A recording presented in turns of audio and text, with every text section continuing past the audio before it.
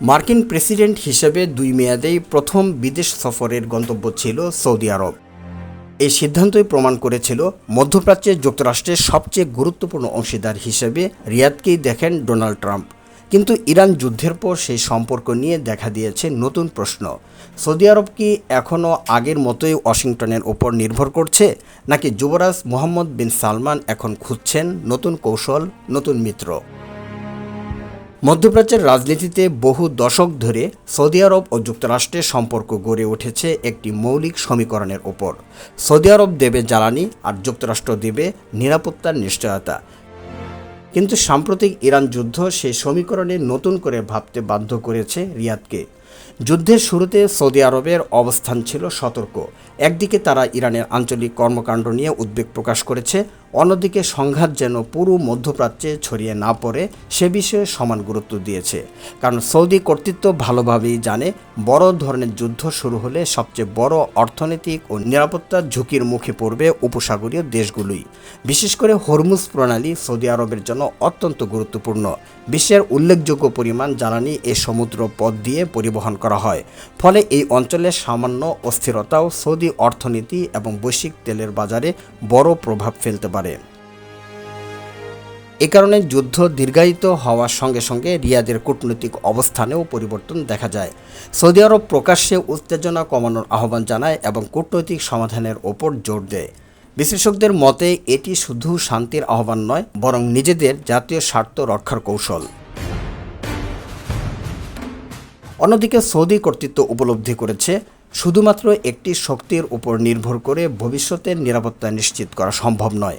তাই গত কয়েক বছরে তারা একযোগে যুক্তরাষ্ট্র, ইরান এবং আঞ্চলিক শক্তিগুলোর সঙ্গে সম্পর্ক জোরদারের চেষ্টা করেছে। বিশেষ করে চীনের মধ্যস্থতায় ইরান ও সৌদি আরবের সম্পর্ক পুনঃস্থাপনের ঘটনা মধ্যপ্রাচ্যের কূটনীতিতে নতুন অধ্যায়ের সূচনা করেছে। দীর্ঘদিনের বৈরিতে কাটিয়ে দুই দেশ আবার কূটনৈতিক সম্পর্ক পুনরুদ্ধার করেছে। এর ফলে উত্তেজনা কমানোর নতুন সুযোগ তৈরি হয়েছে।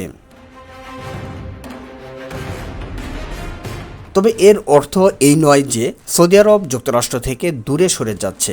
বাস্তবতা হলো যুক্তরাষ্ট্র এখনও সৌদি আরবের সবচেয়ে বড় অস্ত্র সরবরাহকারী এবং গুরুত্বপূর্ণ নিরাপত্তা অংশীদার। একই সঙ্গে বেসামরিক পারমাণবিক কর্মসূচি, প্রতিরক্ষা সহযোগিতা এবং অর্থনৈতিক বিনিয়োগ নিয়েও দুই দেশের আলোচনা অব্যাহত রয়েছে। কিন্তু একই সময়ে রিয়াদ বুঝতে পারছে ভবিষ্যতের মধ্যপ্রাচ্য হবে বহু মেরুকেন্দ্রিক। সেখানে শুধু ওয়াশিংটনের ওপর নির্ভর করলেই চলবে না, প্রয়োজনে বেইজিং, ইসলামাবাদ কিংবা তেহরানের সঙ্গেও যোগাযোগ রাখতে হবে।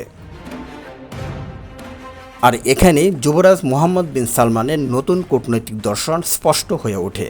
তিনি এখন এমন একটি ভারসাম্যপূর্ণ পররাষ্ট্রনীতি অনুসরণ করছেন, যেখানে যুক্তরাষ্ট্রের সঙ্গে ঐতিহাসিক সম্পর্ক বজায় রেখেও চীন, রাশিয়া এবং প্রতিবেশী দেশগুলোর সঙ্গে সহযোগিতা বাড়ানো হচ্ছে। বিশ্লেষকদের মতে ইরান যুদ্ধের সবচেয়ে বড় শিক্ষা হলো মধ্যপ্রাচ্যের প্রতিটি দেশ এখন নিজেদের নিরাপত্তা নিজেরাই নিশ্চিত করার উপায় খুঁজছে। আর সেই বাস্তবতায় সৌদি আরবও বদলে ফেলেছে বহু বছরের কৌশল। তাহলে ভবিষ্যতে সবচেয়ে ঘনিষ্ঠ অংশীদার কে হবে সৌদি আরবের? যুক্তরাষ্ট্র নাকি ইরানের সঙ্গে নতুন সমঝোতা? নাকি যুবরাজ এমন একটি পররাষ্ট্রনীতি গড়ে তুলবেন যেখানে কারো ওপর পুরোপুরি নির্ভর না করে নিজের স্বার্থকে অগ্রাধিকার দেওয়া হবে? সময় এর উত্তর দেবে। তবে একটি বিষয় স্পষ্ট, ইরান যুদ্ধ শুধু মধ্যপ্রাচ্যের মানচিত্র নয়, সৌদি আরবের কূটনৈতিক হিসাব নিকাশও বদলে দিয়েছে।